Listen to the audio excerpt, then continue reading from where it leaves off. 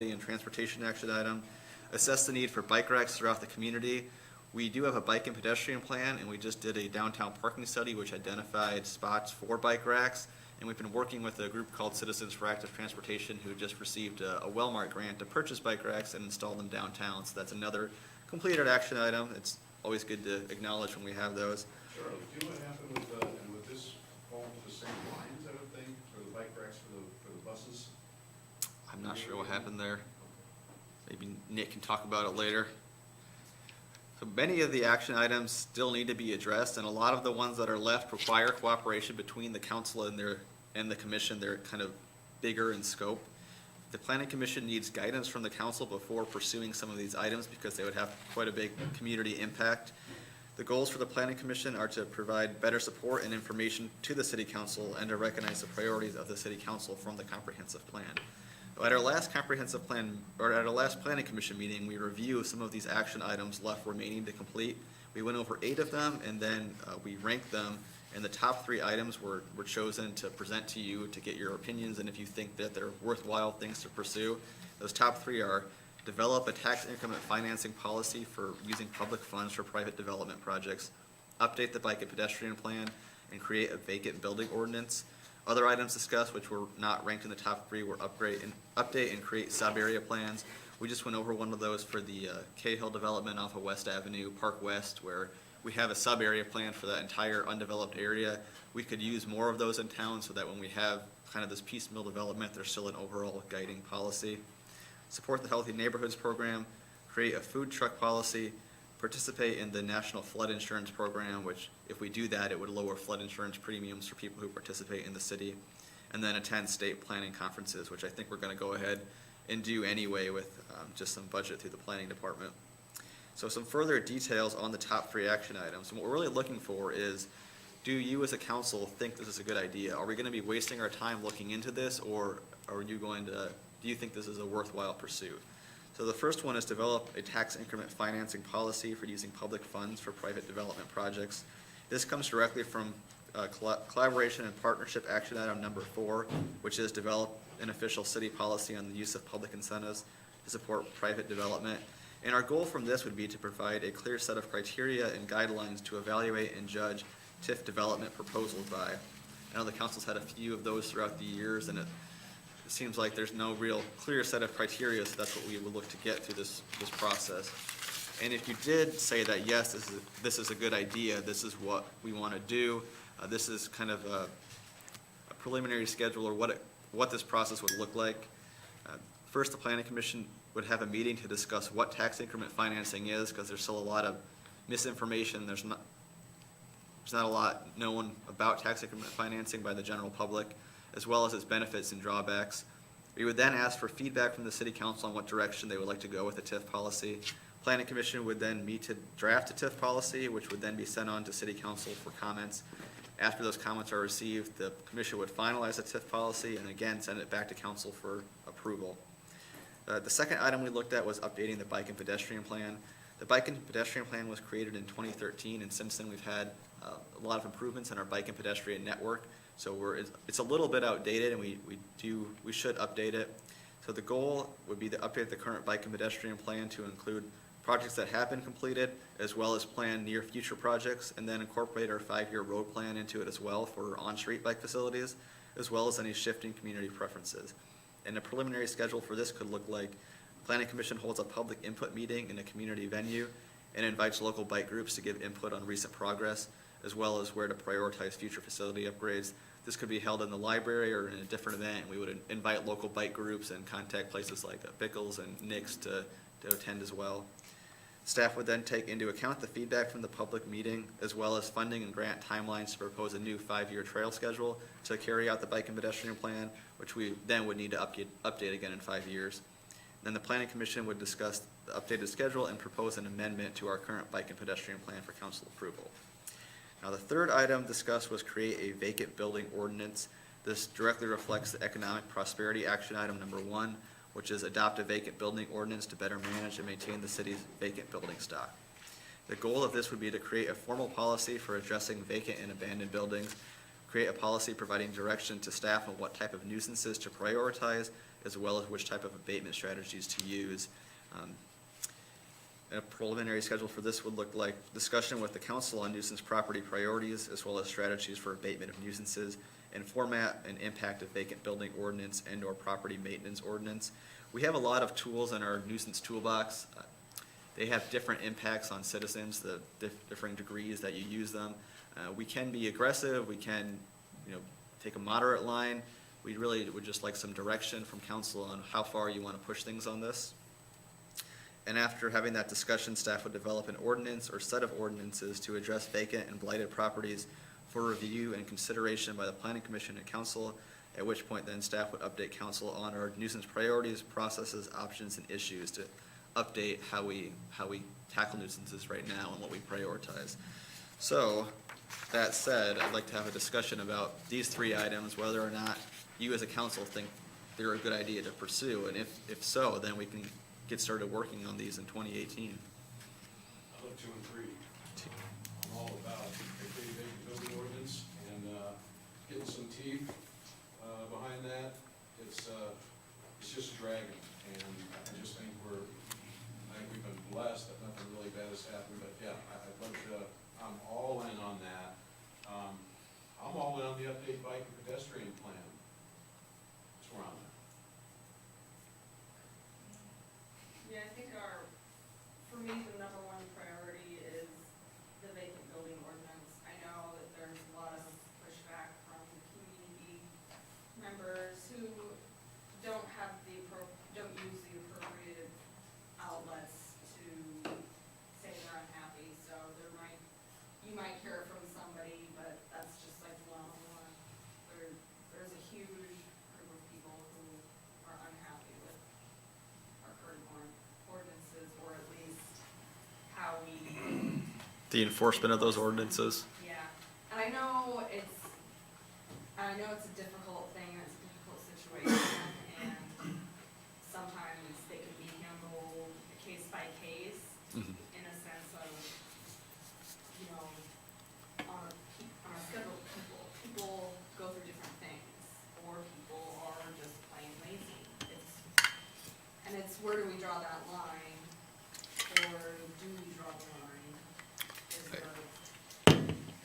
all-encompassing thing.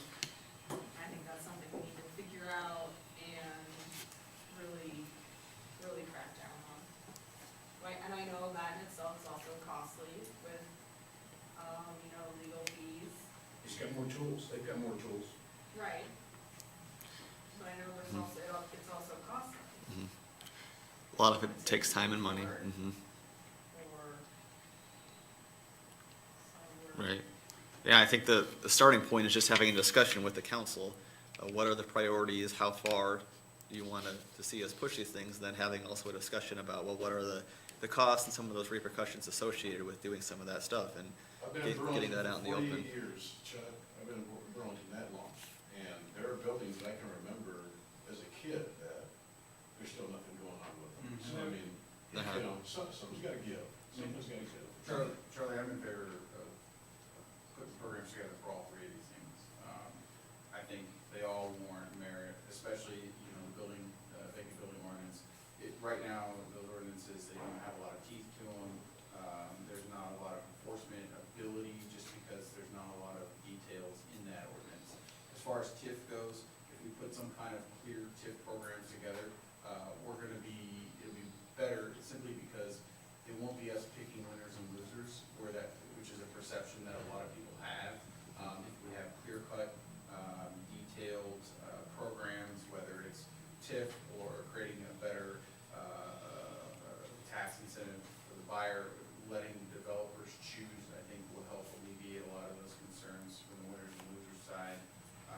And as we're moving forward with updating streets with the new taxes that have been created through the state, road use funds, things like that, gas tax, then it's definitely worthy to make sure that our bike plan and pedestrian plan fits into that mold. So I'd like to see all 3 programs developed. I would say, I would echo that. I would say you're definitely on the right track. I would probably change the order to be the vacant building ordinance, be my number 1 priority, simply because the entire time I've lived here as a kid, since '76 on, there's been discussion about a vacant building ordinance, and we have not gotten it done. So you guys you're on the right track there. I would be really in favor of that, in favor of an aggressive pursuit of it, to make sure that we're doing something with these buildings, so they don't further decay. Echo what Matt said, it would help the council, our council and future councils to have a policy on TIF. So then we don't have to necessarily weigh the options. And on that, on bike and pedestrian plan, that's, if we're gonna be a healthy city, at some point in time, we gotta get that done. So, I like those three, but for me, the most important would be vacant building. Okay. Something else that I kind of want to keep in mind is if there is any way to kind of connect the whole TIF thing with these nuisances. You know, a lot of times people say that the TIF only benefits those wealthy people who are developing these other lots and these other places. I feel like there should be a way for, blighted communities to be able to do something. If we're giving, Well, you have blighted area, you have grants out there for blighted areas Yes. already. correct. That I know the city has utilized before in the past. And now, depending on how much grant money is allocated to each and every city, Right. how much they use. And you create new monies with that line, you could Yeah. create, so. one of the things that I've heard, and I've tried to express this to some of the board here, is on a developer stage, they aren't sure if and when they would be approved to TIF, and that there's no real policies. And I'm gonna steal a little bit from what you said last meeting, correct me if I'm wrong, that sometimes these developers have to go in and build their own infrastructure, so a roundabout, a road, put in everything else, then they have to turn around and hand that over to the city with no form of compensation back. So where that TIF could help offset some of that, because that's what they're looking at, you take the Zeiser product, development or Cahill's, where they're gonna go and put in infrastructure, and then the city takes it over. Now, yes, there are, the 3-year, 100% tax abatement, or which is nice, or the sliding 10 Which is scale, nice. which is nice. They don't get both of that. I know we Yeah, can you do could it, either, yeah, so, and that's what a lot of people within the community think, oh, they could either get the sliding scale or 100%. And the TIF, no, they can't take part of both. but how many Yeah, TIFs, how many that's have we the done? policy, that's why, yeah. How many, in the last 20 years, how many private projects have we TIFed? I'm not sure the last 20 years. Just saying, to me, Yeah. in 20 years, one project, that's not screaming to me Well- that we need. But then there's been some developers that have moved out to West Burlington or not potentially done a project too. And so, I don't know. And Andy, it sounds to me like what you're saying is if we do a TIF policy, examine ways where could some of that money be funneled to our older neighborhoods that are struggling instead of just new development. Is that correct? Absolutely. Okay. I think that would be vital for, one, the community to understand that, TIF isn't necessarily for those new developments that are gonna be building houses that a large part of our community, because the average is quite low, would never be able to afford. The only problem with that is everybody has to understand what TIF is and what they have to give And exactly, to get. and that's the whole point of TIF in general, because there's a lot of people who don't understand it, period. So, I think that it just, And I think, as long as we're willing to take the steps necessary in order to try and teach those people how TIF works, as long as they're willing to take the steps necessary to learn how TIF works. We don't wanna try and force information to people No. when they're just not opening to, because when I started learning about TIF, which was a couple of years ago, it took me, 6 months to read a multitude of different things to completely understand how that process works. So it's not something you can just learn through a quick 20-minute speech or session. One thing I would say is with regard to personal development, each development is different. So a person going in and building, for example, if he buys a large piece of ground and wants to put up 50 homes, the infrastructure there alone can be extremely burdensome.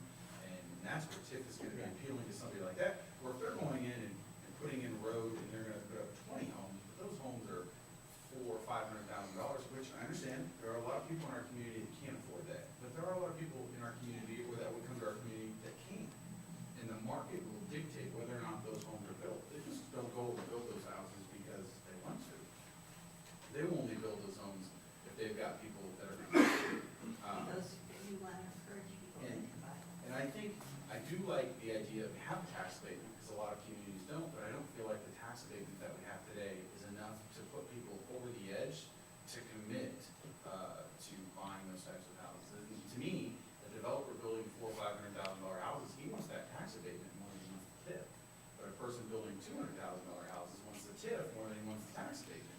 Because the incentive for the buyer is more with the abatement than it is, it's more for the person buying the lower house if the infrastructure costs are covered at a higher rate. And you're also looking at differences in density, there's a lot of difference in how those numbers work out.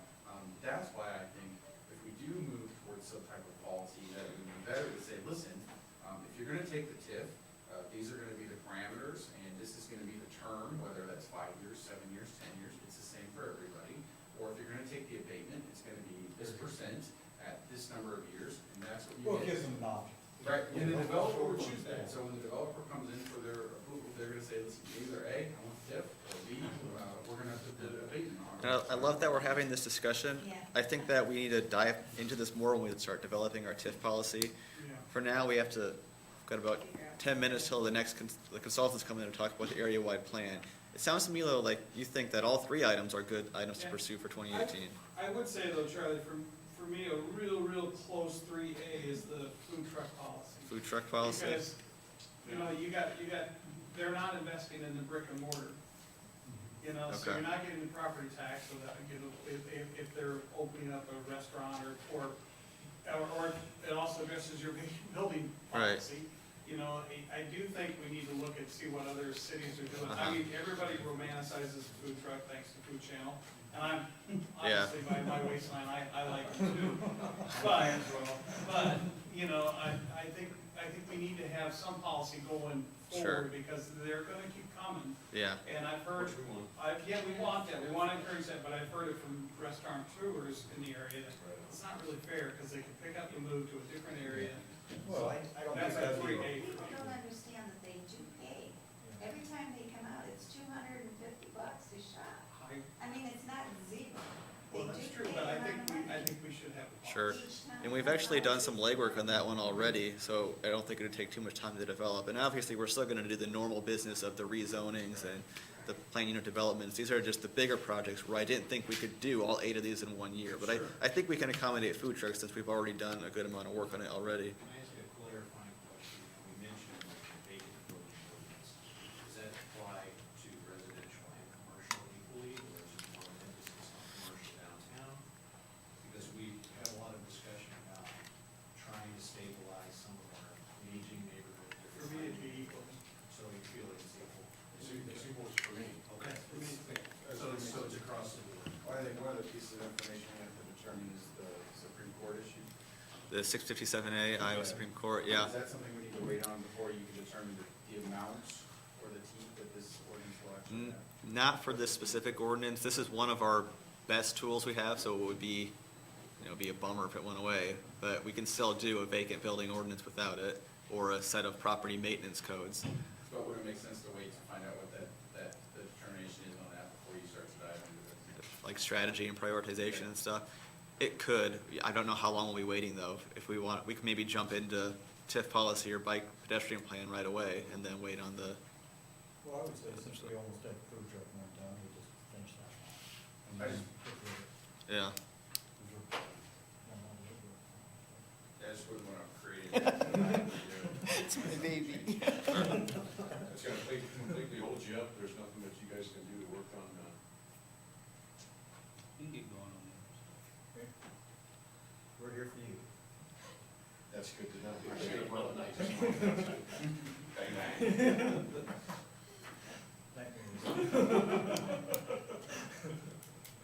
Well, I think we've accomplished what we need to do with this review, and I think we should do this once a year, kind of get back together and review what we've done during the year and what to do next year, and just foster that cooperation between the commission and the council. Absolutely. All right, Chris, do you have a PowerPoint you want to start putting up? You know what, it is on its way, so I'm just checking with the other crew that's driving in right now. Okay. Well, 10-minute break then. Well, I just have a quick question, you know, I know there's about a 3/5 change to the council, but is there anything the council would like to see from the commission, the planning commission? We try to be planners, Mm-hmm. we sometimes are reacting, we wanna be planners, but is there something you guys have seen, you know, you have been on quite a while, and it's just a question I have, Sure. As one of the new guys in the room, is we can put something together on these 3 items over the next 12 months, I think that would be success. Food truck. Oh, I'm sorry. The food truck is. The food truck's mine. All right, I'm gonna fight for it. I should have gotten a double vote. Yeah, we had all our little individual things that we wanted. It's all our pet projects. Is it always like that? I always said the tallest person in the room gets first, dibs. That's not fair. I won't win. you don't make chair. But no, I think all 4 of those items are things that are worthy of being, dealt with and I'm interested, when we're talking about updating the bike and pedestrian plan, are there specific routes, details that you are more interested in than others, or? I think that would be a question more for a bike club that you talked about bringing over. Inside. Yeah. Runners too, we don't forget about the runners. And it'd be really great to have a east-west connection through town somewhere.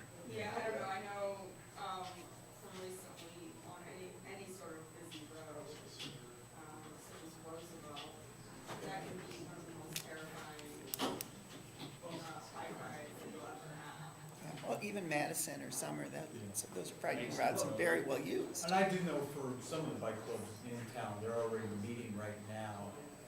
For instance, they're meeting. Citizens for Active Transportation. Eric and I have been going to that, CFAT, as it's called, Yeah. See that? So is that going on? Is that- Citizens for Active Transportation. Tuesday. And so, but bringing all them in, and, because a lot of them have good ideas and thoughts and how they want routes to go and what roads to avoid, because, like I said, Roosevelt, that was when I was on council, that was one of my biggest pet peeves, especially during winter time, you're watching people walk across the overpasses. There's no sidewalks, there's no guardrails, anything, and unfortunately, that's a state road. But how do we put pressure on the state to get some type of walkway system, because there are people all the time that walk. Well, I would tell you that, the pathway around Bluff Road now is fantastic, but it's dark. It's very dark at night. And so and it goes down to Riverfront Park, which is dark at night. And so it's somewhere, if we're going to if that's gonna complete and become part of a regular trail, because there's no street lights there, we're gonna have to look at doing some solar lights or something there. Because it's Yeah. dark. Point River Trail, and that one goes from Big Hollow down to eventually connecting with Mons Hollow and Craven Point. Yeah. Maybe the trails are okay, it's just that it needs lighting and it needs beefing up. Yeah, the path is fine, I've ridden on it and walked on it, it's just, it's very dark there, because unless the car's going by with headlights, there's no real lights. Yeah, that's not safe. Yeah. Yeah. Yeah. I don't think we have our next PowerPoint presentation ready yet, so we can break. Yeah, but they're waiting on a person with the slides. Slides. The worst person to be late.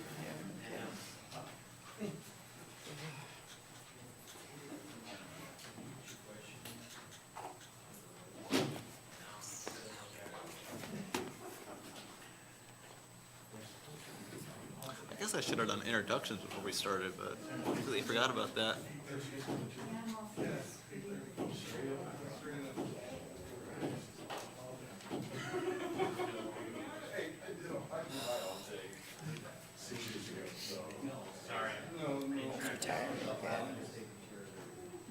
He's retiring.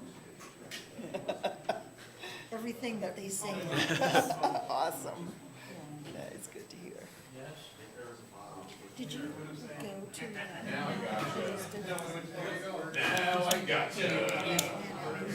It went really I well. was gonna say, we got some pretty good deposits out of it, you know. And there were, well, apparently there were 12 people at the songwriting shop for a change. Oh, that's wonderful. Yeah.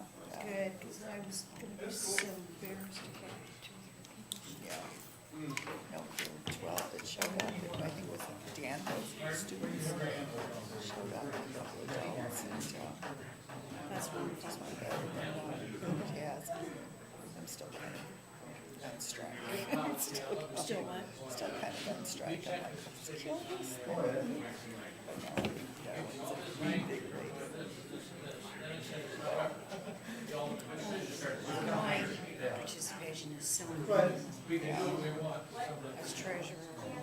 I don't know how Tammy's gonna have to. I know, she just likes the feeling of being in charge. And she's working this for so No, it's I like know, I get so I know, but I mean, you know, that's a really good way to just one day go, I'm done.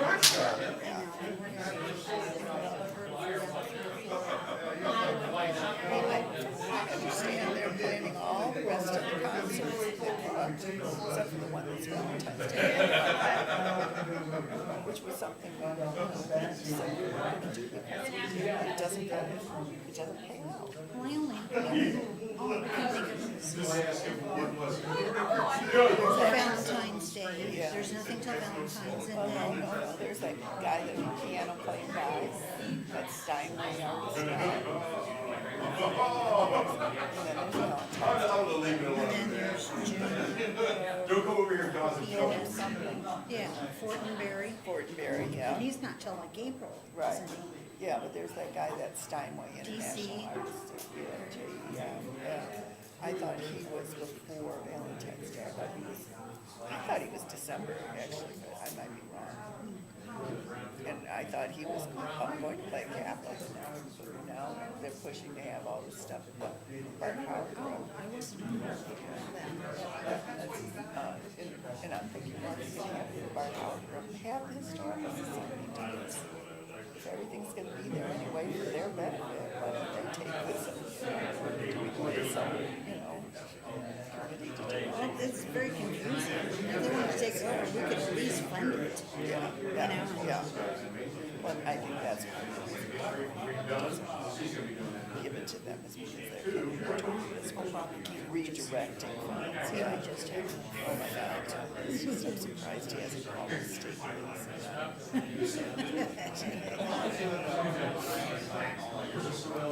The Mormon police. They stole things.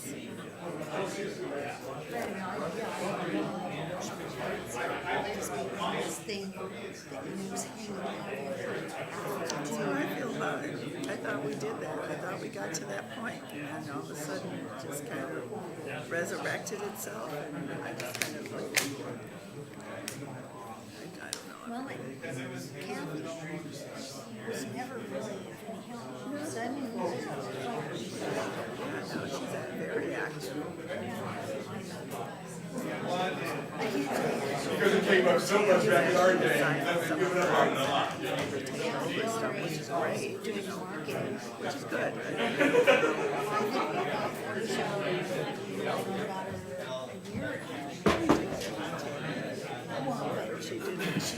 She didn't step up. So, yeah, I'm not too.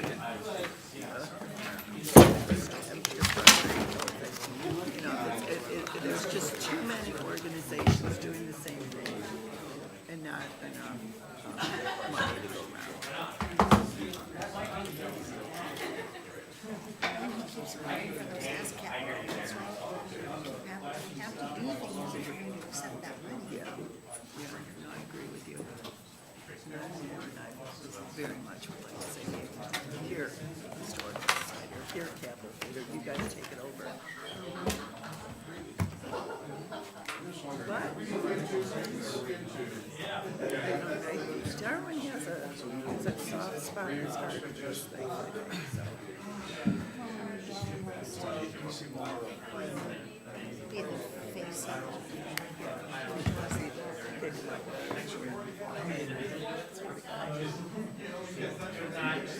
stuff I hate.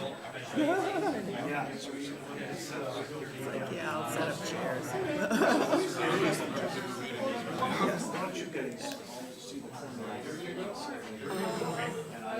Are we still on the air?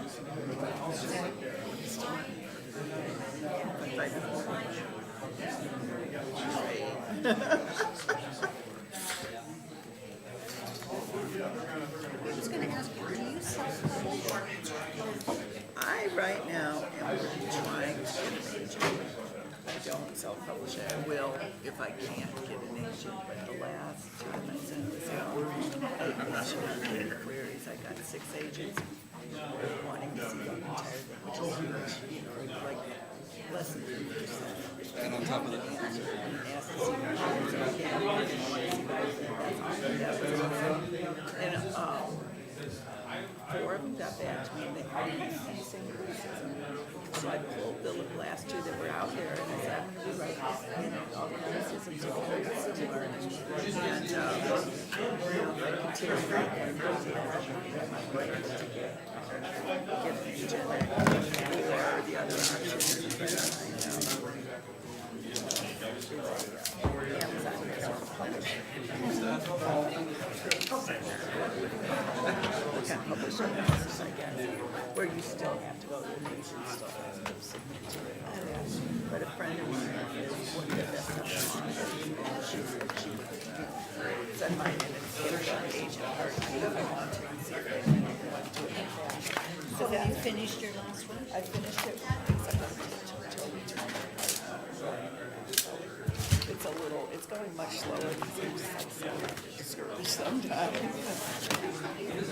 you know, it's great to get that feedback. It's good to get that feedback without paying for it. So, Good. yeah. Well, you can publish it. No, not at all. But you know, we had talked one time, and you said published. And I just wondered if you were self-published or. Oh, yeah. So who had published you? I haven't really published it. Oh, I'm sorry, I thought you had. No. I was Yeah. stuff around fiction. Quite an Me too. I do want it to happen. I do. You did.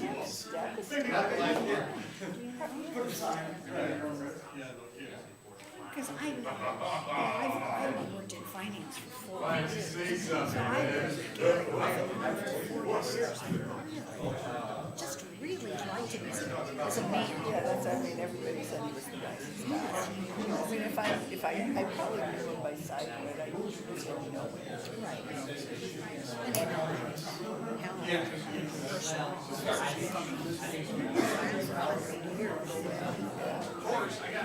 So I used to, my husband grew up in like the same neighborhood as Gary.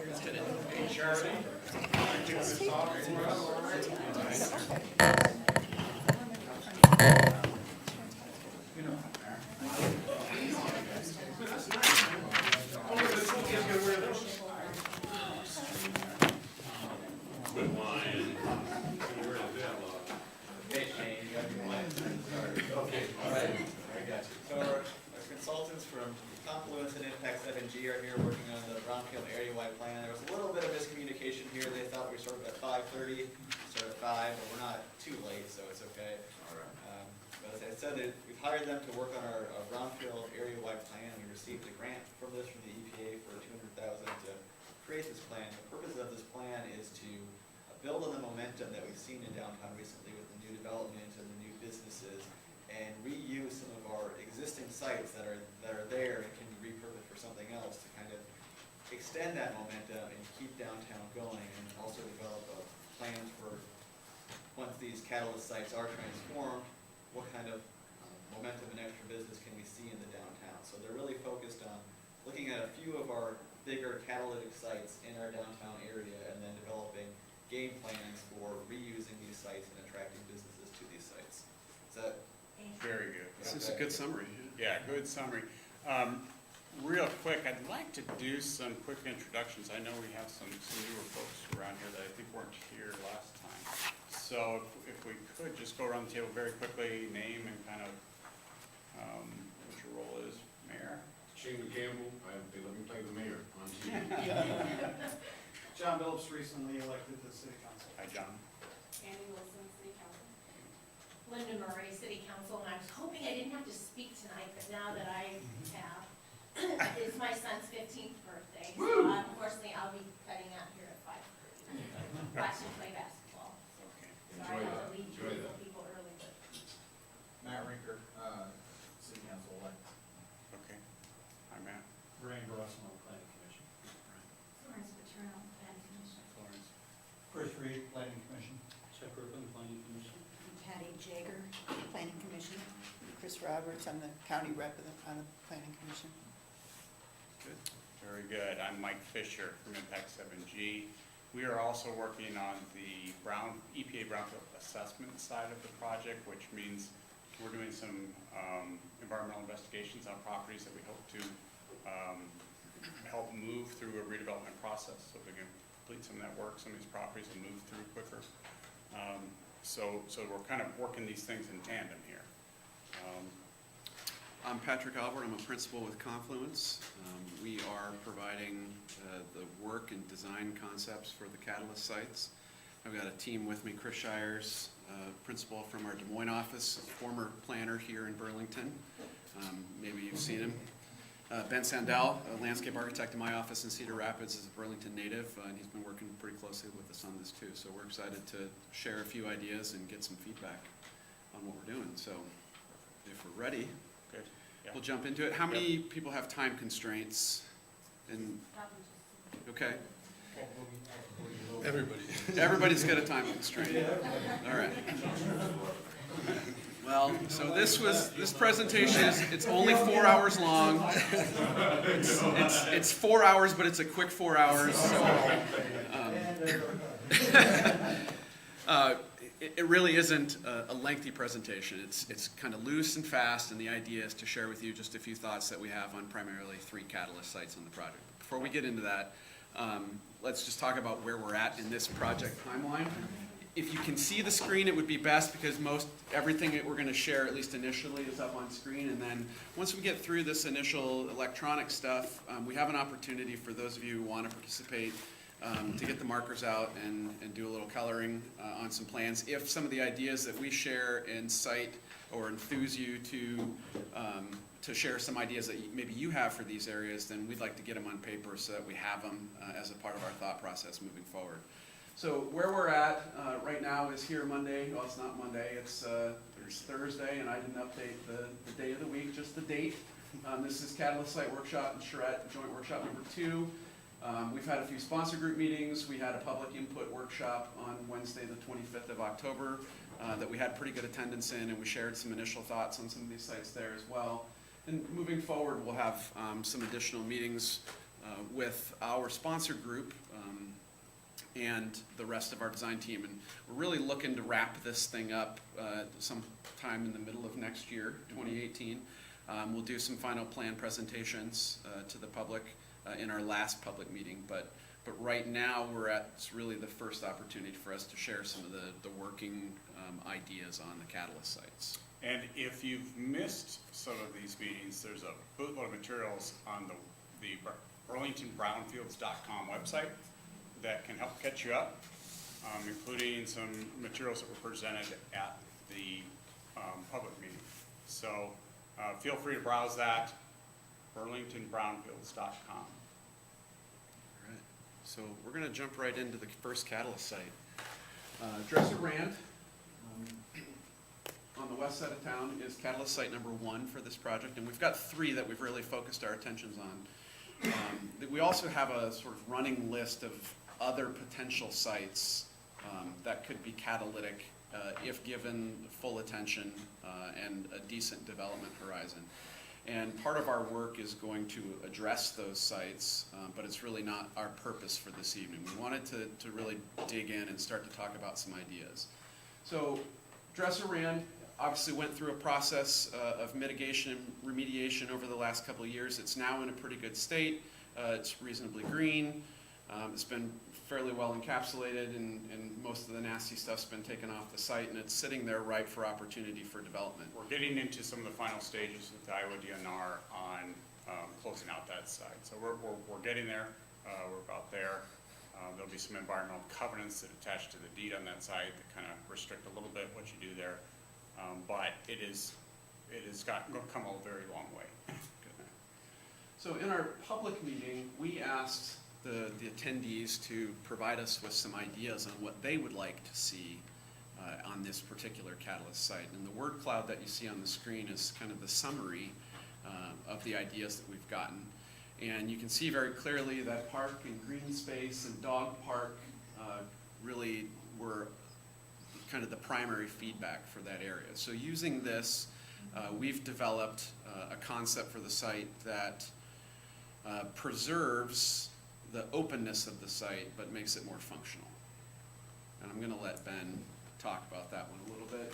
And I apologize, the graphics are gonna be a little bit difficult to read, and it might actually just be easiest if I stand. You want me to stand and do it? All right. Yeah, I can stand and point.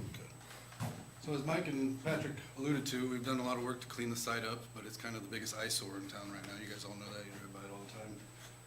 But it's also a very difficult site to work with the railroad track running right down the middle of it. So coming up with a unique use is one of our challenges here, but we think we've accomplished that in a couple different unique ways. So on the south side, I'll start on the south side of the railroad tracks. It's largely a green space. As we drove into town today, you can see there's still standing water out there. That's obviously an issue that we need to address, and so we've kind of taken an attempt to address that and created some depressions, and you can see those in the dark green, kind of amoebas right there where Patrick is pointing. So those would be actually depressions and planted with wetland plantings to kind of infiltrate some of that stormwater that's coming down the site. While we're scooping that site, that ground out, we're actually creating some berms, we call them drumlins, that actually have trees on them, and you can kind of see the shadows poke through out there. And the idea there is we're creating these berms, kind of creating some spatial difference between the ground plane and the vertical planes, and also using those to cultivate and use as a living nursery almost, where we're planting saplings within these berms, and then once they grow up into a 2 or 3 inch caliper tree, we would actually be implementing or extracting them from site here and then putting them into a street tree improvement plan. So we're taking trees out of here and then putting them into the downtown streetscape plans. So it's kind of a working farm, but yet it's still maintained as a park green space that people can come and visit. And then on the opposite side of the railroad tracks is a parking lot. Basically, as Mike alluded to, there's going to be some constraints on what we can do on this site. This actually functions fairly well with as being a trailhead. So we know that the regional trails will come through here. So it's a trailhead parking lot, and then you actually have trail systems on both sides of the tracks. And then this parking lot actually functions really well for an expansion business up there. We're seeing a restaurant or a brewery type business utilizing that courtyard that's existing in that existing vacant building up there, the old. Can you show me where the overpass is? I'm having a So the problem with overpass illustration. Okay, thank you. right here, and then 34 is right here, so you come up that hill. Okay, You thank can you. just see the highway outside the image here. Sorry.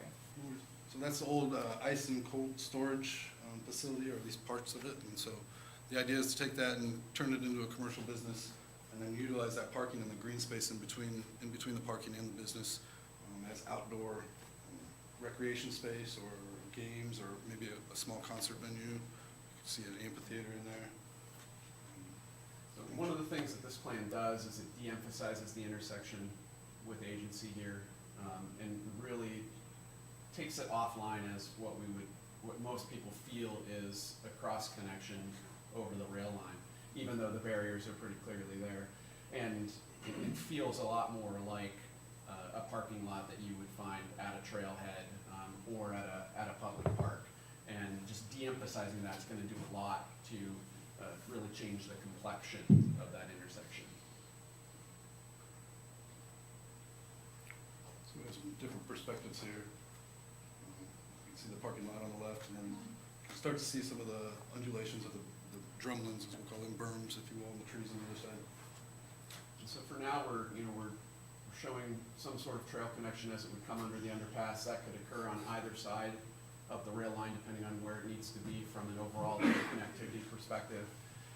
One thing we didn't talk about on the previous plan is, as part of this concept, we really need to work with the railroad to develop a signalized pedestrian crossing here, so that folks that are using this as a trailhead or coming here to spend some time in this park have a safe way to cross over and utilize the south side of the tracks.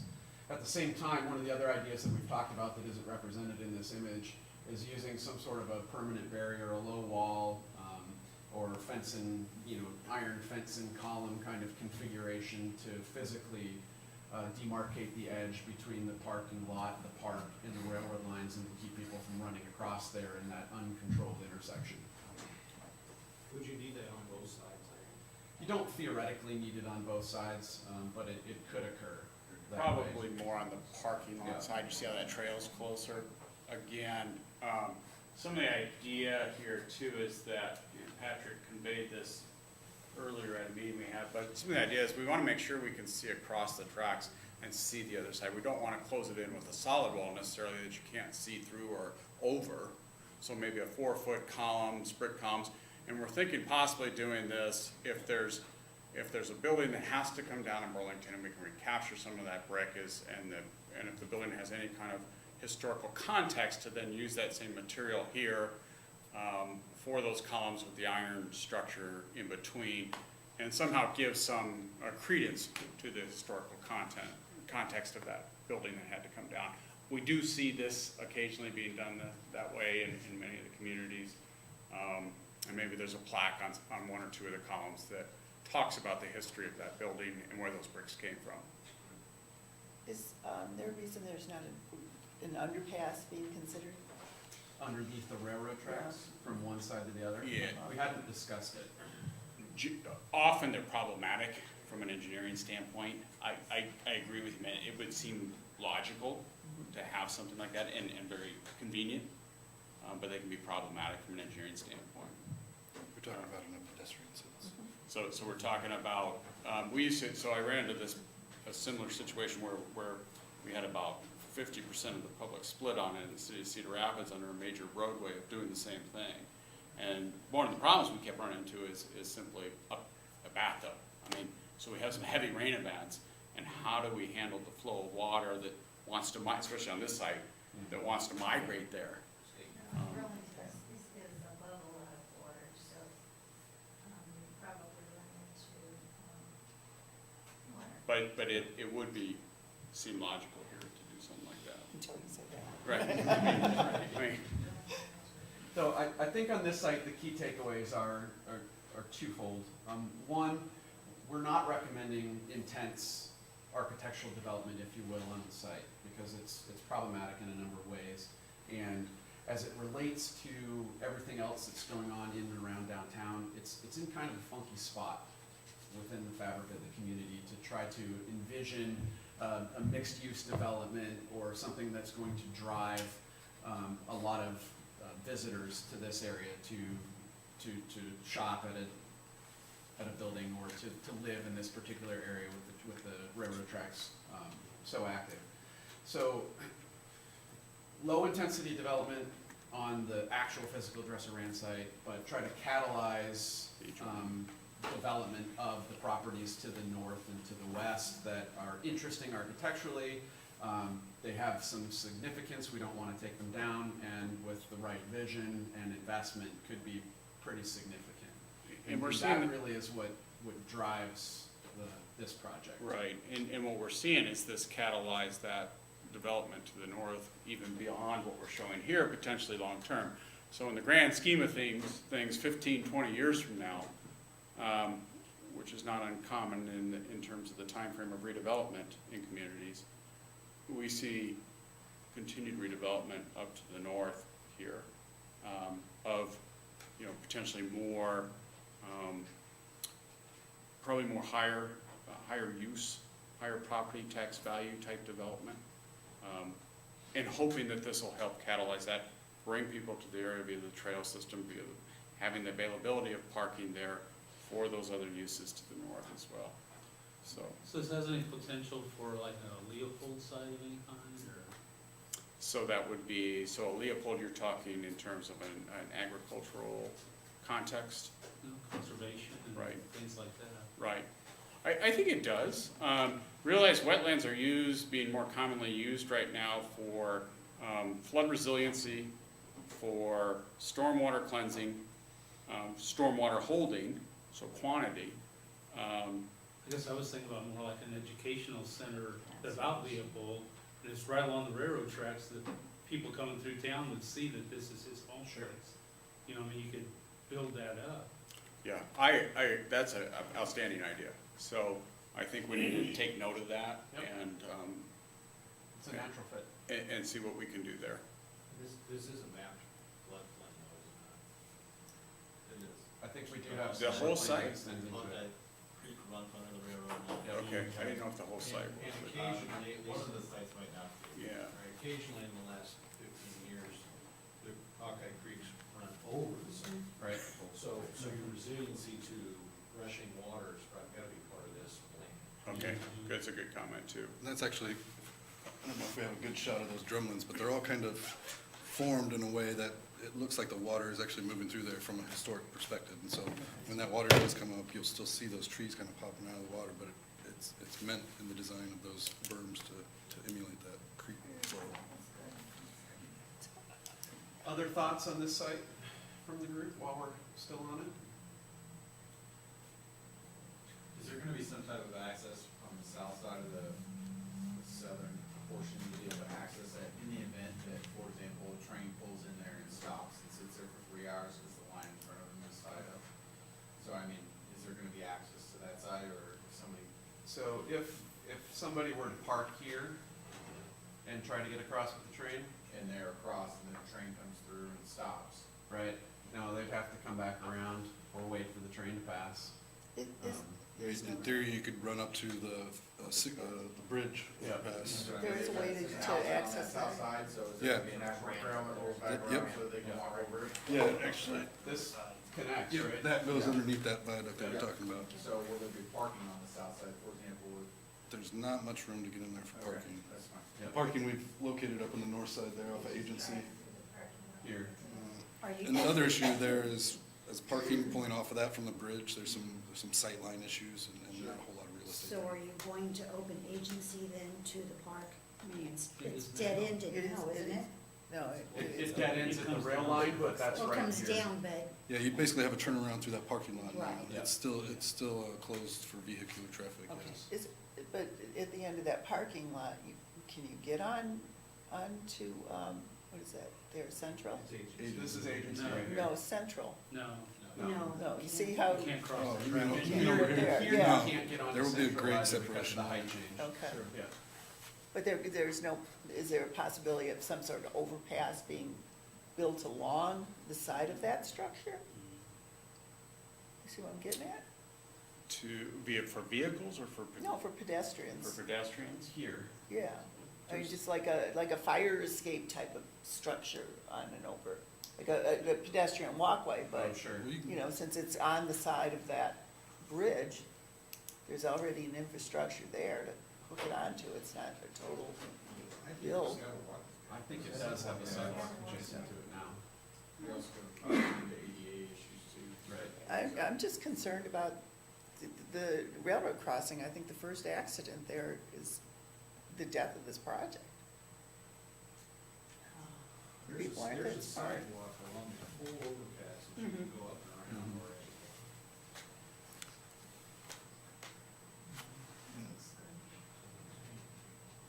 I like it. Good. I really like the berm. And realize, folks, that, I mean, it's easy to say, are you going to do this? Well, this is your plan, so, and this is very early, so we've got lots of room for input. We're on the same page on that, though. We're on the same page. Yeah, that's great. Yeah. So, but if we can improve it anyway, like some of the suggestions that we've heard tonight, and you think of some later, don't hesitate to let us know. You can also let us know via the website. We've got an input form on there too. Feel free to provide that input, and, there's some great suggestions that are made here tonight, so. I don't know how deep or how long is that site? It's about 300 feet? 400 feet? Which side are you? Well, the whole, the length of the site. If you run it at the diagonal, which is on the Yeah. railroad track, I mean, you're talking probably a little over 300, about 300 feet, yeah. So, what I'm thinking is it could be big enough for just a little practice frisbee golf area. A little 3-holer or something like that, just a. Except for the disc going on the tracks. Oh, I understand It's- that. I play disc golf, Yeah, I and I'm understand terrible, and when I throw them, they always go on the. I think, But that's a good idea if we could somehow constrain the 3-hole course, you know. What you see end up happening, instead of the disc that people are throwing, they end up throwing regular frisbees, the wind catches them, and all of a sudden we've got, Yeah, no, I get it. you know. I think the important part of the conversation is that the basic concept is acceptable, people Right, like right, it. yeah. We're all kind of on board with the fact that this develops as a less intensive landscape or functional landscape, and then there are a number of different layers that we can start to investigate for, you know, education, recreation, that kind of fit the baseline concept. The other important part is, does it complement again, we got a variety of uses around this. Does it complement those uses? Does it not? You know, and I think something like this does. It isn't in contrast to what the uses are around there. It doesn't prohibit them from doing what they're doing, and actually will help hopefully beautify the area, if you will. Well, I see a natural flow. I think it flows well. Okay, very good. Okay. Well, let's move on to concept, or catalyst site number 2. This one's a little different. This is more urban.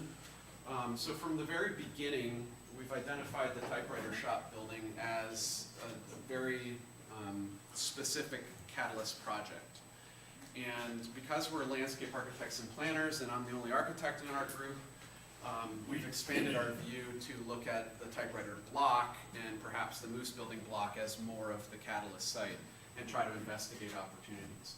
We're not suggesting that the typewriter shop itself isn't a great catalyst project, it certainly is, but there are other opportunities that have started to identify themselves in this area. So in this graphic, you see that we're kind of looking at this whole area as potential development opportunity, and not just the building itself. And that's going to lead us into some of the things that we talked about with at our public input meeting. You know, what would you like to see happen here? How could you see something developing in or around or adjacent to the typewriter shop building? Hotel, restaurant, bar, some things that already exist, like a bar in the vicinity or right next door, as really the things that the public sees as being the most appropriate uses in this area. So, to that end, you also see boutique hotel, and I'm going to mention that specifically because we're going to talk about it. There's some interesting opportunities that occur here, and I want to just kind of go around this image and talk about the typewriter shop building first, because I don't want that to be overlooked. As an architect that's been in the building, I can tell you, and I hope that some of you have been in the building, I can tell you that the architectural significance of the 4th floor of that building is out of this world. It is beautiful. It has so much potential if it can be restored to even a small percentage of its original grandeur. So a primary recommendation and priority number 1, as far as I'm concerned, is to try to preserve and keep that 4th floor at some semblance of itself, or what it was. It presents an interesting place for a venue, a meeting hall, a wedding venue. There's all kinds of things that can be done up there, and if we try to change that from what it is now, then we lose that architecture altogether, and I think that would be a huge mistake. So that's the 4th floor. Working down, floors 2 and 3, a little bit less architecturally significant, would likely be best just shelled out and wait for a tenant improvement, somebody to come in and say, you know, we really love this area, we love what's happening around here, there's enough square footage here that we think we can bring our small company downtown, and these 2 floors would be a great area to do that with. So at this stage in the game, I would suggest that that's the approach that you take for floors 2 and 3. The ground floor, 2 things I think can happen there. One, it can be developed for retail use, but to make that really work, I think that the facade needs to be brought back to what it was originally. I think some stuff was lost there when we went over and clad that facade with newer materials. So if we can uncover that, open those windows up, get that corner exposed a little bit, it becomes a really nice location for some retail establishment. You know, and going back to any of the things that you see here, you've got small retail opportunities, you've got art store, you've got some different types of shops that might find some space in that building desirable. I don't think the building can be developed into an effective and efficient boutique hotel of any kind. And so that's why I mentioned boutique hotel before. I don't think the typewriter shop is necessarily the building for that. As it sits now, there's better use for it. The parking ramp has been something that we've discussed, and I think internally, or at least as a sponsor group, we've had discussions about the ability to add a deck onto that parking ramp, that the structure was designed to accommodate another deck. Unfortunately, the parking ramp is too narrow to do that with two-way traffic. It's only 120 feet wide, plus or minus a few inches, and you need 128 feet to make a two-way ramp work effectively. So it's not likely that we can add a deck to that and have it be an efficient parking system. So that recommendation is here. And then finally, we've had some discussions about the Moose Building and the police station that sits next to it. The Moose Building is another one of those architectural gems that, if brought back, facade preserved, interior cleaned out. I've not been in the interior of that building, so I don't know yet what it looks like or how chopped up it is. But at least from an exterior perspective, that facade's really special, it's unique, and could really be something special and attractive if brought back. The police station, on the other hand, is a bit lackluster, and I'll say that. Thank you for your kind use of words. It's lackluster. Architecturally speaking, it's lackluster. Again, I've not been in the building. Ben said he was in the building. I don't know if he was incarcerated as a teen or what, but, Just recently, wasn't it? just recently, right? Looking at it from an architectural perspective, it's a fairly opaque facade. It's got small punch window openings. I'm certain it's fairly chopped up on the inside, and it's not the type of building you're going to go in and go, that would make a great hotel. So my recommendation for the police station is take it down, preserve the Moose Building. Okay.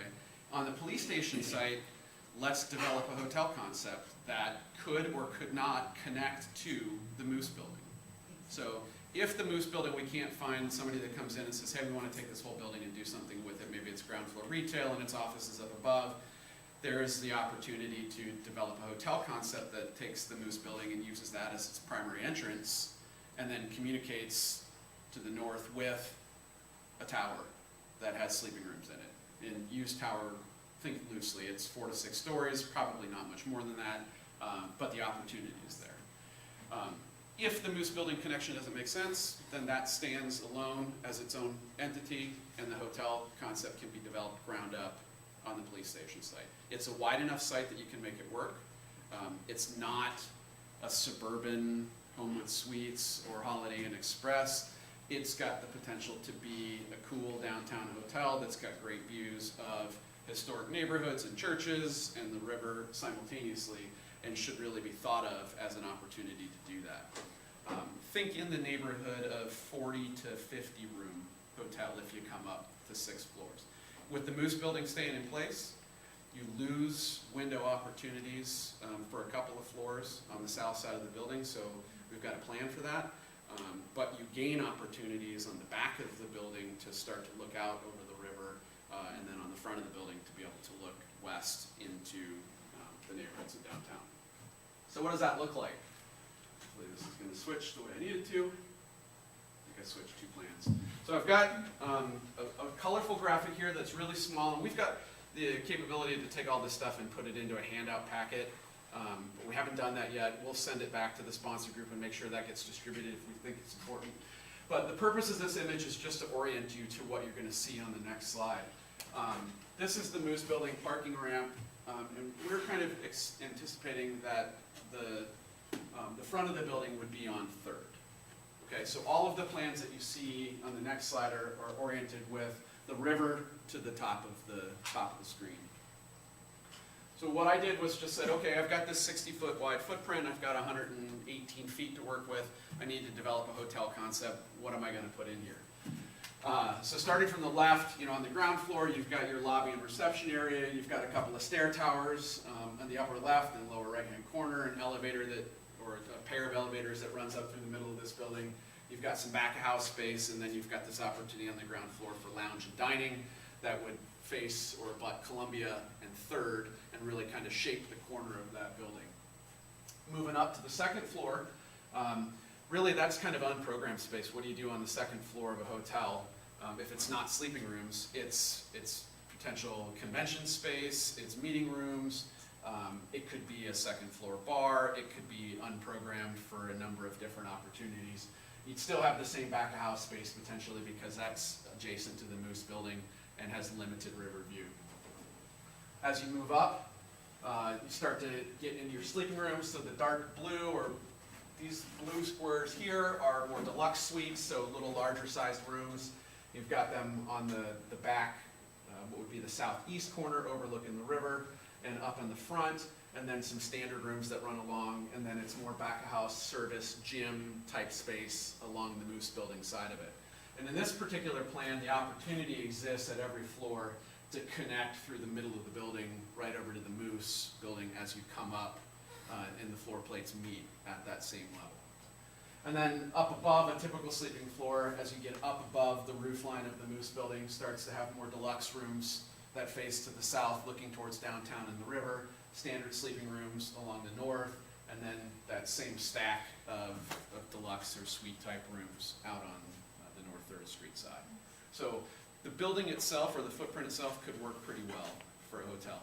It takes somebody that's got a little bit of vision and is okay with spending a little more money than what you would build a suburban hotel for, but it can definitely be done and it can be very cool. So from a massing perspective, again, this is just real quick. This is your Moose building. This gives you a sense of height. This is essentially a 6-story building. So it's got high first and second floor levels that match up with the Moose building floor plates. And these are just kind of based on the architecture of the Moose building. I've just kind of delineated where I think the floor lines are. You can communicate across, and then as you get up to that 3rd floor level, it gets to a little shallower floor to floor, and you can stack that building and get up above that. So it doesn't end up being a really tall building.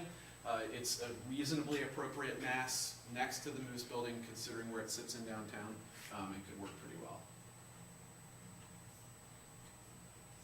And I think it's a pretty good opportunity for that particular site. There are some things we don't particularly like about that site as it relates to how you come off of 34 on Main Street. You're coming up the back side of this thing, but we take that as it is because of where it sits. You've got the potential for service access off of the alley on the lower level of that building, and you can still really navigate circulation around the building to the front door, come back around the block, and park in the parking ramp, and it probably works pretty well. And it's an interesting type of idea for downtown that's different than thinking of a Marriott or a Hilton or something like that coming into the building. When we think of boutique hotels or small hotels in Iowa, Hotel Pattee in Perry comes to mind. Most people know or have some idea of what that's all about. And you can see architecturally it's very different than what we might propose here. But I thought it was important that we talk about it because it is really one of the few boutique hotels in Iowa. One of my favorites in Minneapolis is the Hewing. This is a conversion. This is pretty new. These types of projects present some really interesting opportunities in how you adapt and reuse an existing architecture but still make it fun and fresh and new. And while that doesn't lend itself to new construction because we can't build like this anymore for a reasonable cost, it does start to give an idea of what other buildings in downtown Burlington that have this sort of flavor could become if you start to generate that momentum long term. So what I would like to do, get everybody talking with me a little bit here, is I've got a series of slides that have 2 pictures each on them, an A and B. Architecturally, they have different styles. Just by show of hands, I'm going to ask you, what do you think of, do you like A or do you like B on each slide? And this is just going to give me a little idea from an architectural aesthetic standpoint, kind of where things are at. And why I'm asking you to do this is, as we think more and more about this particular Catalyst site, I've got to develop a little bit of an architectural aesthetic that we can use to build a prettier picture. And I want it to be consistent with what you think would be appropriate in the Burlington downtown. So, And just to recapture a little bit for those men who may not have been here when we discussed the market study essentially concluded that there would be ample demand for 34 to 40 room hotel, I think is what it said here in Burlington. So that was a fairly detailed market analysis of the area, downtown specifically. So that is in part where some of this is coming from, to tie it back. both to what we heard from the public and what our market analysts. Correct, Yep. sorry. All right, so show of hands, A or B? A, I would live in A, but I think B would make it more so in rural. okay. She's answering two questions. No, I really appreciate, thank you, I really appreciate. But I think B would make it more so in Burlington. Let's talk it through more what you like, not what you think works in Burlington. Okay? I like B because I think A looks a little too Palm Beachy to me. Okay, so we've got show of hands for A, I think I have 1, 2 definitively. Okay, B? Everybody else? Did we get someone who didn't raise their hand? And just just for quick reference, the hotel on the right was just recently constructed in Iowa City. Yes, I Okay? know. All right, A or B, we'll start with A. So this one, just for clarity's sake, is an existing building with a modern wrap on it that comes around, which is kind of different. And B is an even hotel, it's new construction, about 4 stories tall. And my projector screen image is a little unclear, I apologize. I think So- you need to ask that question again, they really weren't paying attention. For the A, you might want to run that again. So A is a historic building that has a more modern wrap around it that you see on the outside. All right? And the B, couple, all right. This, just for reference, is a really analog way to do image preferencing, so A, good, and B, about 4, maybe 5, okay. Another A, I always find that so confusing. okay, and B, that one's pretty even. I'd almost give B. For those of you that chose A, what did you like about it? I'd say there's 2 different buildings. Yeah. I mean, one is obviously a building that's been there a long time, being repurposed. The other one's got more new construction work to it, so, Okay. 2 different situations. A little bit? I can tell you why I didn't pick it. Would look out of place. Say that one more time, please. I just didn't like B. Yeah. Sure. Well, I think with A, they blend, and with a lot of, downtown tourist areas, they blend, and that's what people like, you know, their hotel, and then shop, and then dine, Sure. so I'm just thinking about like building that and Okay. how everything was just smooth and. But as someone who stays at a lot of hotels like that, there's two problems I have with it. A, you're not going to be able to pick it out very easily when you're going up and down the street and you're from out of town. And B, where, you know, you can haul your luggage a block and a half. I mean, where do you park? Sure. There's a lot of logistical problems with it to me. Steve? Just to clarify, there is a hotel you're interested in doing this project, Yeah. and they're, I would say, kind of on the fast track to do it. Yeah. Right now, their intention, or what they're discussing is keeping the Moose Building, removing the police station, and building something fairly complementary to the architecture of the existing Moose Building. Yeah. Okay. And they were at the public meeting? Yeah. Yeah. They were rock stars at the public meeting, I just want to clarify that. They were. All right. A, this is in Coralville? And B, I think that's actually in Baton Rouge, I don't like either one. Louisiana. Yeah.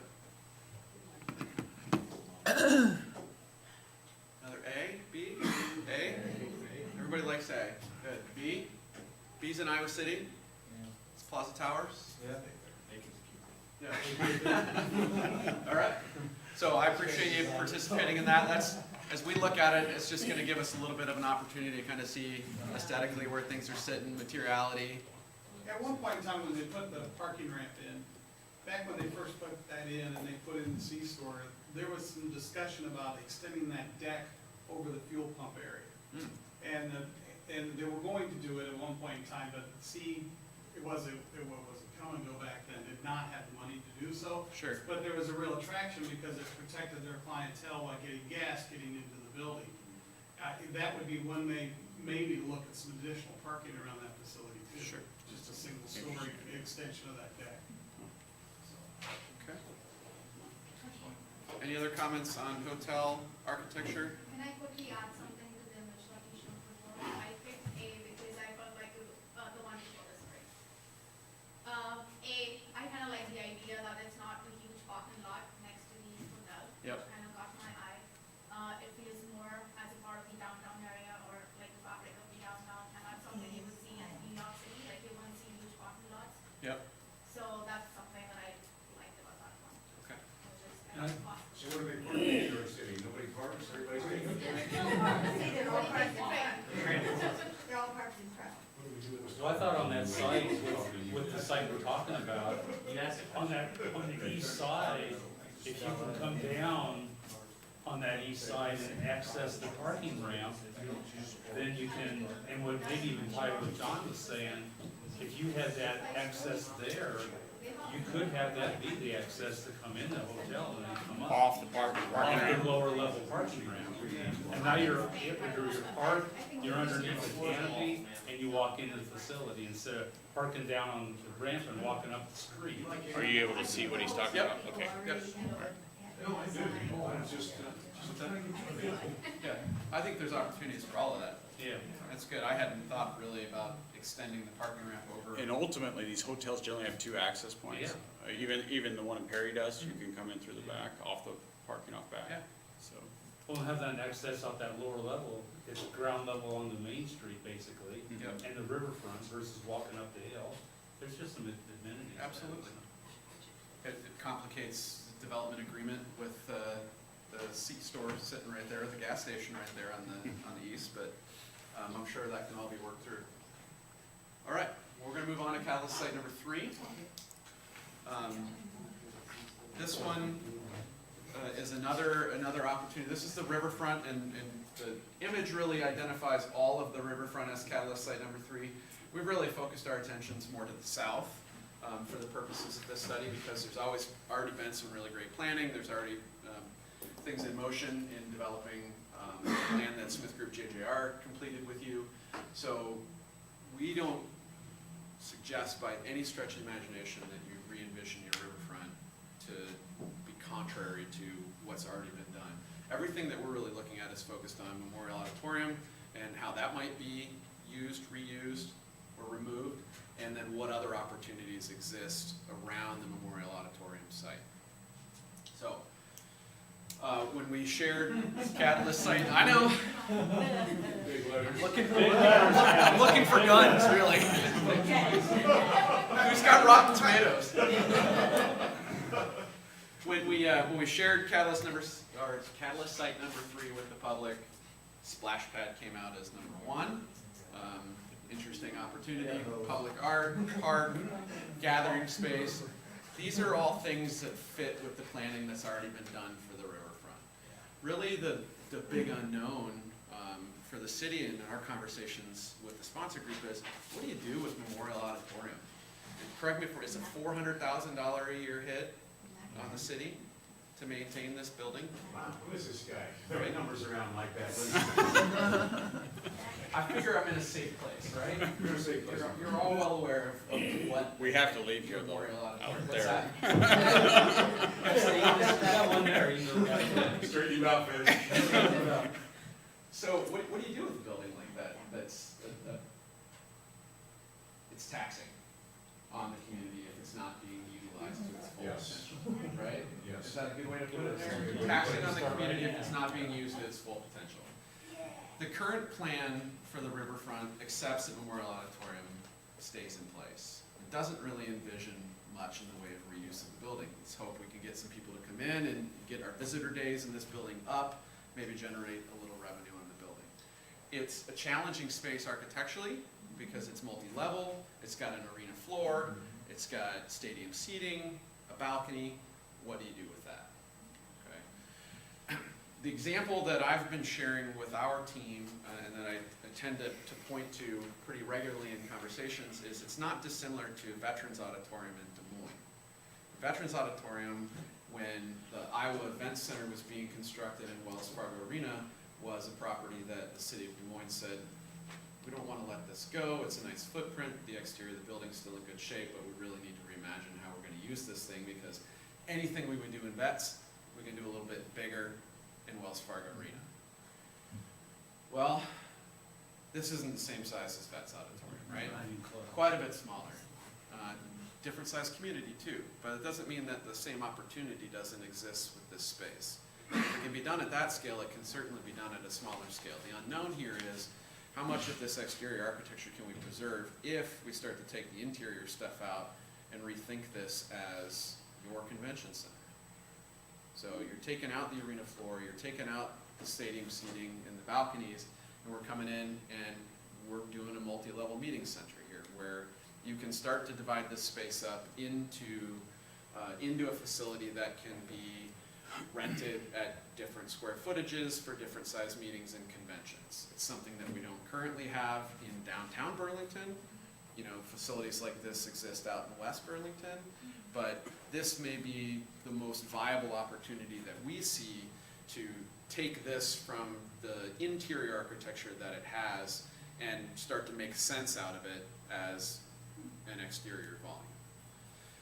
So if you think of it in that respect and start to look at the development that exists around it, seems to me the first question that a lot of people ask is, well, if there's a convention down here, where am I staying? So the hotel, her place. So a hotel concept really has to be thought of as part of an imagined reuse of Memorial Auditorium as a convention or a meeting center. We talked about a boutique hotel up the hill, but is that enough to accommodate what might be needed here? Now, bear in mind that we're thinking about this in terms of the space, its location within the context of the community. There hasn't been any specific market analysis done on this.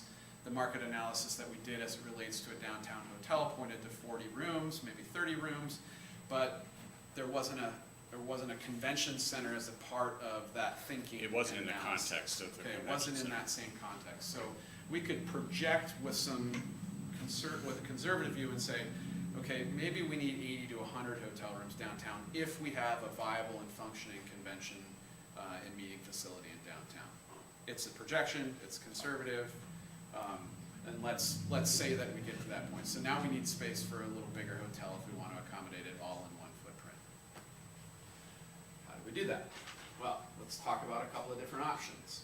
As you look at the whole context of the riverfront, we've got park development that we know is going to occur in here as a part of the riverfront development. We don't want to change that. I really like what Smith Group JJR presented as a part of the riverfront development.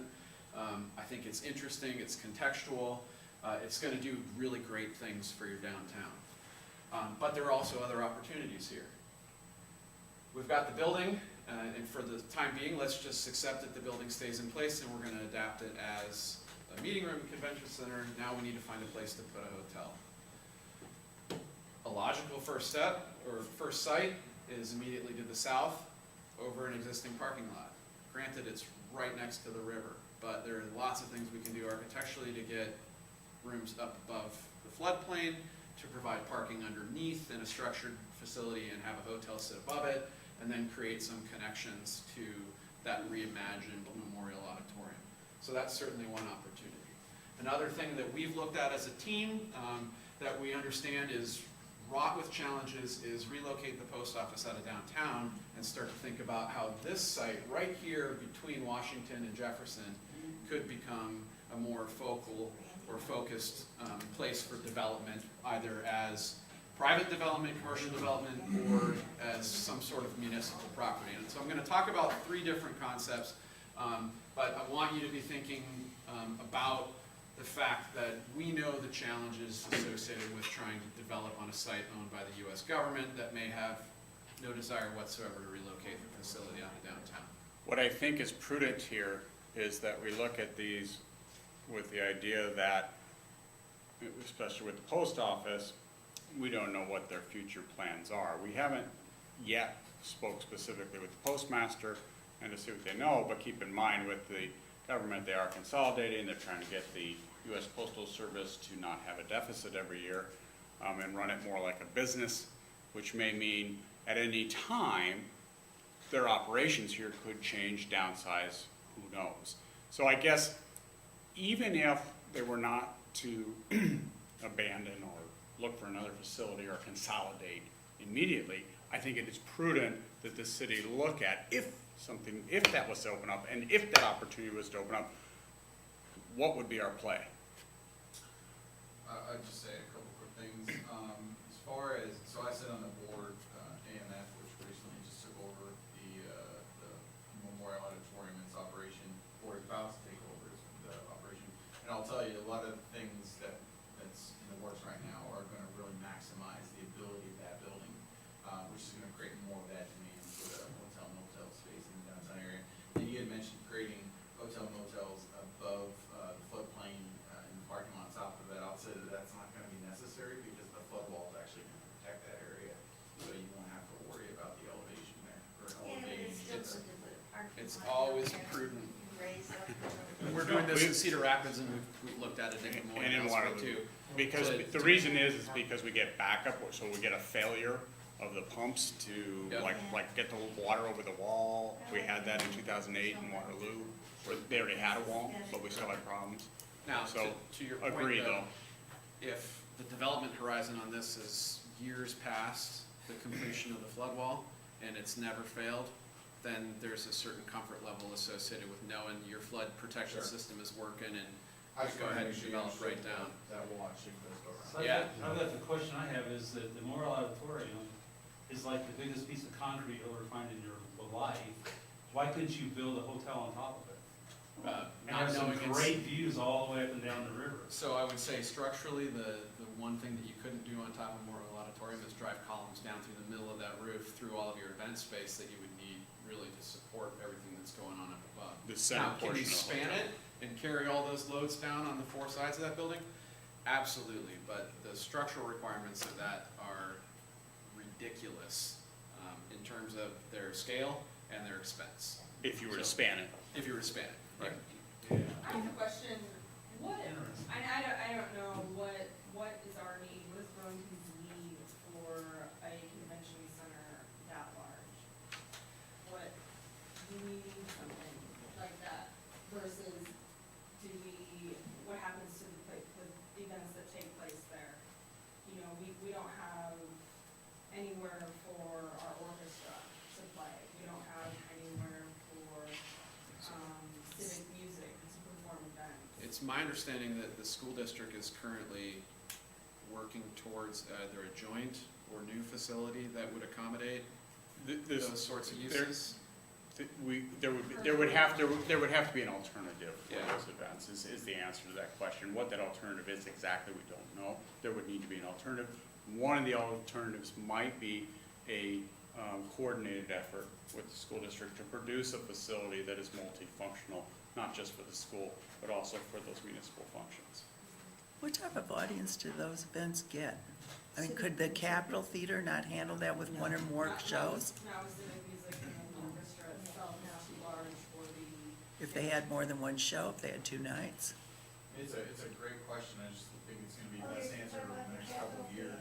When you guys are running, so is your contract 3 years? Capitol Theater's not big enough. 3-year contract? It's not big enough for civic music and it's not big enough for the symphony. My question is, Membership is so much larger. I mean, the orchestra itself doesn't fit well. They can get on that stage, Yeah. but it's tight. These are important questions because culturally, these are some of the things you do not want to lose in a community like this. There's no where are we question. going to ask So, The conversations that people have in been had hotels to? prior to this meeting have been. Yeah, and if part of that it's is not when you- successful, When you look at then the that plan is that the was long-term developed solution, by is the our predecessors here, they had anticipated parking expansion to the south. So another reason to build above that is to maintain parking below, so that they don't see a discernible change. So I think, I don't know, and I don't speak for everyone, obviously, I think this is a great idea, but I don't think we're even ready to really dive into this as a discussion. To a downtown that doesn't include the Memorial Auditorium. Right. Or to a It downtown. includes it, but not, it includes it as is now. Say that one more time. She's saying we don't even dive into the discussion to convert it to a convention center space at this point. We're correct? Am I interpreting you right? Okay. Yeah. So we would lose all that potential revenue for 10 nights a week? Yeah, see, A month? I'm A year? interested in having that conversation. I mean, and So, again, again, Mayor, pardon me, but I think in order to have that conversation, we need to be real creative and have some foresight into where we're gonna put these venues are important, no Having question. this conversation assumes they're gonna fail. I don't, I don't like. no, I think even if they're successful, we're still gonna have to have a conversation So about that. AMF would still essentially be in charge of that building. The conversation is only how much investment does the city wanna make in the improvement of the building? So. I understand, but also then, I guess when I think convention center, I think wide open space, correct? Which it is today. Yeah. Except for all the So you're seating. approving that, correct? Yeah, what you're possibly taking, you're multi-story, taking, possibly multi-story. I'm thinking of like going to see like a concert or a show or something, and there's that theater seating. I'm with you, Do you Susan, because I sit on the school board and I know there's conversation going on, but when I sit in that, and I went to a presentation here not too long ago, it's got a proscenium, it's got a stage, it's set up for an auditorium, it just may not be exactly right, but we have convention space in town, so, but I also see the beauty of having a convention and a hotel downtown, because I think that's the spark that it takes to get this all going. I don't know how it works, and I think the conversation has to continue, but we can't lose a cultural amenity that we really don't have a replacement So for. to me, there's an event center and then there's a convention center. And Yep. there are two different types of facilities. Correct. Which We have a lot of event centers, but we have a true convention center. But we don't have any event centers that contain the events that take place in that building. I'd agree.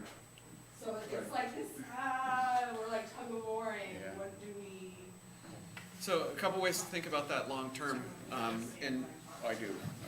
the success that other communities have had are looking at this and saying, here are the opportunities that exist now. Here's what is simply a programming issue. How many events can we get that fit this existing facility that has all of this unique capability and is an icon within the community? And if we add new facilities that provide a pertinent complementary space but have a different function, what's the impact that those facilities then have on this existing building and what we do here? And so what I'm hearing the group say is, we love the idea about having a convention space downtown, but we don't want to lose things that Memorial Auditorium provides, right? So, Well, it's the only place that we've got that size that can provide. Right. So, so what I'm suggesting is if we develop new properties in downtown that complement what's happening at Vets or at Memorial Auditorium, and with what's gonna happen and the energy that a new riverfront is gonna bring to downtown, that's gonna be a lot easier for your group to program that building We've had and to that have conversation. more events. I So, think Shane was right on. It's great to have a conversation today, but we don't know if we're ready to move forward with any type Sure. of that kind of issue until after AMF has had the opportunity to prove the work of the building. right. So, Let's look at to that end, Memphis we've success. got ideas. We need to. All right. I mean, if AMF is, you're gonna bring people in to go to the programs, you're not gonna have anywhere to go. Right. You're not gonna have anywhere to stay if you become that popular. So, That's what we tell on Saturday too for. we've got three opportunities to share. I've gotta go. I'd love to see some of those. Okay, we'll make sure you get a hard copy of this in the next week, Okay. so that you can look at it, and then if you've got questions, we're here to But you've answer. got one on the next slide though, right? I mean, you're dangling the carrot. I got three things to talk about, and I just want to preface this with saying that they're iterative. There's some interchangeability in some of these ideas. If something's here that needs to be here and it's not there, we can move parts and pieces of this around. So don't take them as hard and fast. This has got to be the way that this option is. But let's talk about the key components. So in this first idea, wrong buttons. I'm giving away the glory here. All right, slow down, breathe. Here we go. First option. Let's imagine that the post office doesn't need to be downtown and we've got this vacant site here and we want to do something on it. What do? Well, let's build a hotel and convention center on the post office site with great river views right in the heart of downtown that has direct connection to this great new riverfront and also feeds what's going on at Memorial Auditorium and preserves all of this space in the south, which is developed as a part of the riverfront plan for parking. Okay, that's option one. We can figure out the sizing of this building and the footprint and how it works looking west, what looks working east, but the idea is this is a pretty good development site from a hotel convention center perspective. It puts a large group of people in immediate adjacency to the riverfront, and that's good for downtown business. That's one. It's a little different look at it. We've got paper copies of that to draw on if we don't like what we're seeing here. Two, let's imagine that the post office stays away, still. But we don't want to put a hotel and convention complex on that site. We want to extend the riverfront a little farther up into our downtown. What do you do in that green space? Anybody know the answer? Splash. Mayor's is just like, I'm ready, I got the answer. You develop a signature family recreation play space like Maggie Daly Park in Chicago. Because right now what the riverfront lacks is a place for parents with kids to come down here and hang out for several hours in the morning and drink coffee and play. It's something really fun along the riverfront. Okay? If you want to put a splash pad in there, that opportunity exists. Okay? That would be a good site for it. But you still want a hotel and convention center. Well, we talk about that parking area to the south that we discussed as an opportunity in the first slide, and you put your hotel and convention closer to the river and orient it so that it visually connects to the north in the development that's occurred there along the riverfront, overlooks Memorial Auditorium, and you try to preserve that parking below that thing and develop that property right there at river's edge. Okay? So whether it's on the post office site or to the south, Memorial stays where it's at, and it's a pretty cool opportunity for some development sites along the river. All kinds of exigent requirements to make something like this happen, but from a planning perspective long-term, big opportunity. Did I go backwards? No. Okay. So option number 3, again, remember these are all kind of interchangeable. What if Memorial Auditorium wasn't here? Then What if it wasn't? What if it wasn't? You stayed With for a that. sweep of his hand, right? If it wasn't here, what do you do with that? It's not a big enough footprint to develop a new property, okay? So in our minds, it's an extension of that riverfront development. It becomes more green space, but it's developed as that signature family recreation and play area along the riverfront that complements everything else that's been done. Splash pad, no splash pad, doesn't make a difference. As long as families can come down here and hang out and parents have a place to watch their kids play next to the river, it's gonna be successful, okay? Because it's in the heart of downtown, and it's that thing that's drawing everybody that lives out west into downtown on a Sunday morning or a Saturday morning for coffee, a couple coffee shops nearby, parents got the caffeine, kids are playing in the park. It works. They've proved it in Chicago and communities all over the country that if you build downtown playgrounds, really cool ones, families come. Okay. So those are your really immediate opportunities on this site. Bear in mind, we didn't project this riverfront idea much farther beyond these blocks, but this is where we see the opportunity happening. Now, the continuation of this discussion is all around this area, huge potential for redevelopment in the long term.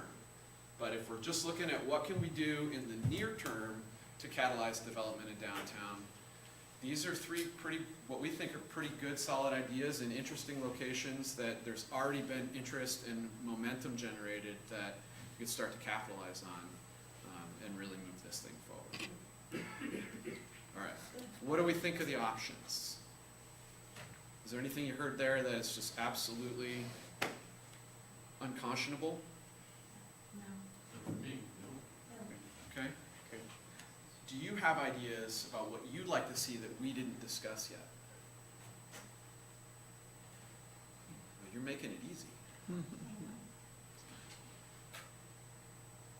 Well, you've hit on some very important areas that it need a lot of attention, and, yeah. You're right.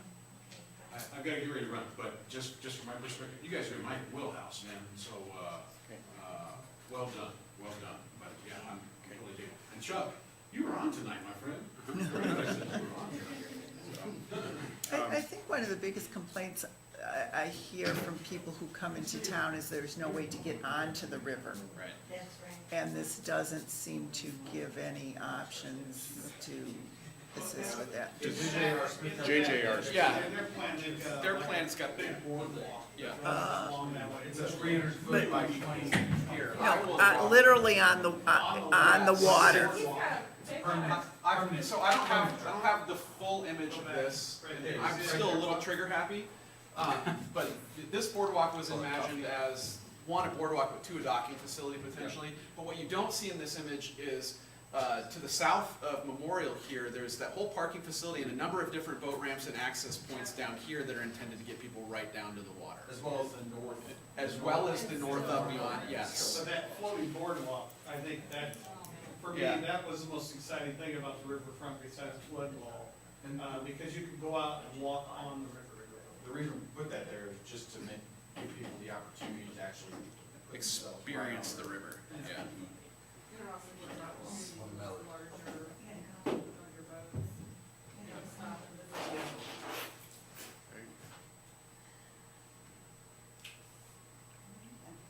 I mean, keep in mind too that the market analysis also pointed to a very good potential for increased residential living downtown. A lot of this may occur in what we're calling the warehouse district. There's lots of opportunities. Yeah, lots of opportunities. And so what we're thinking about is over the course of the next 10 to 15 years, 20 years, as more people are living downtown, which is not unusual anymore, it is happening all over the country. And as people are doing that, the green space along the riverfront becomes that much more critical to the enjoyment of the overall living experience downtown. And we have limited real estate down there. Steal his thunder. That's pretty cool. Limited real estate for that. So I wanted to ask the question, how many of you are not familiar with Maggie Daley Park in Chicago? Okay. Downtown Chicago, Michigan Avenue, the Bean is right back here under these trees. This is the Pritzker Pavilion. And this used to be Grant Park, the north end of Grant Park. And several years ago, they developed it into Maggie Daley Park, which is the premier family fun center in the country.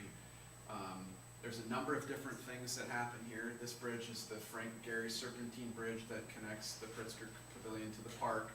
You come down here, there's this awesome children's play area that has multiple age group play spaces defined. And then there's a rock climbing facility, outdoor rock climbing facility with an ice loop around it. So in the wintertime, they refrigerate this loop and you can skate on that plaza, and that's what you're seeing here. Very popular. And then, see if I got some better shots here. So this is just one look at this is the sort of the older kids play area. It's towers. These climbing towers are about 5 stories tall. All net climbing up on the inside, suspension bridge, slides coming down. Maybe my kids have played there several times and absolutely love it.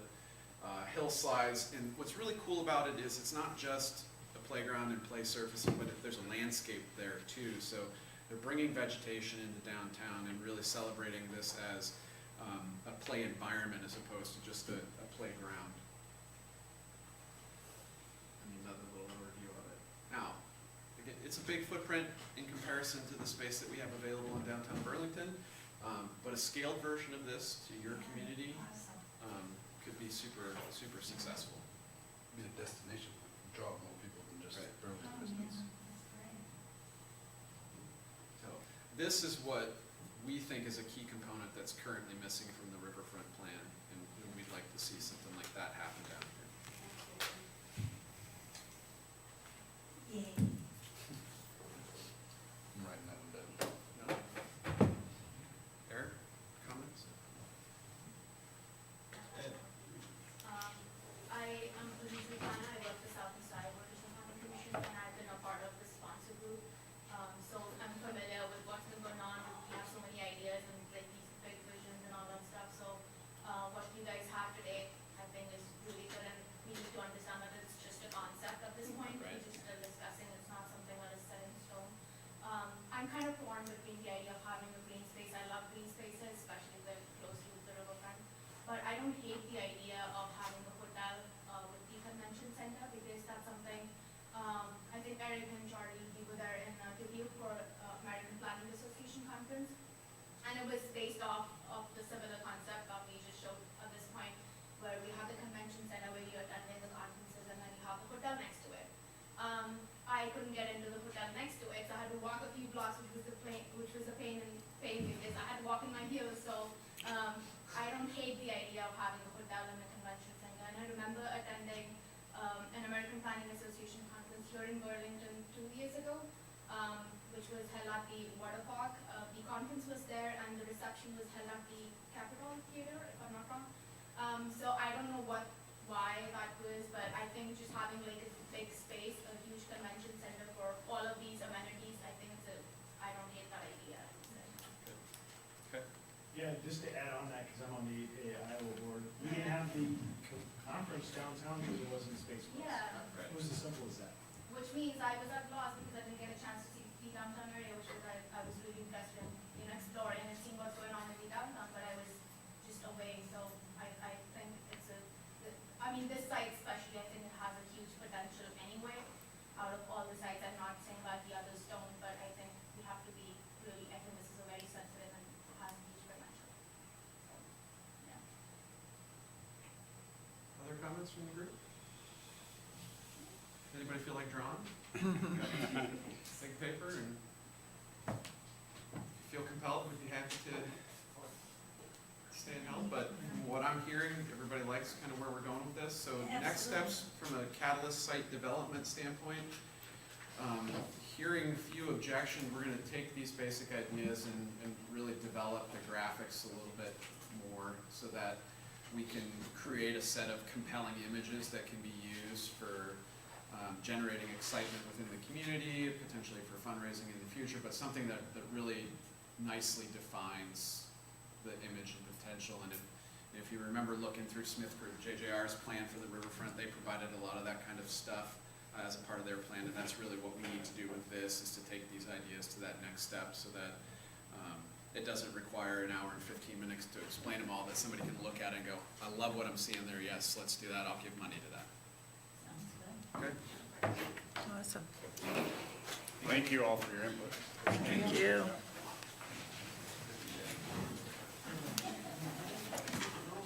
I'm gonna ask you a question. It's actually more personal one. My husband.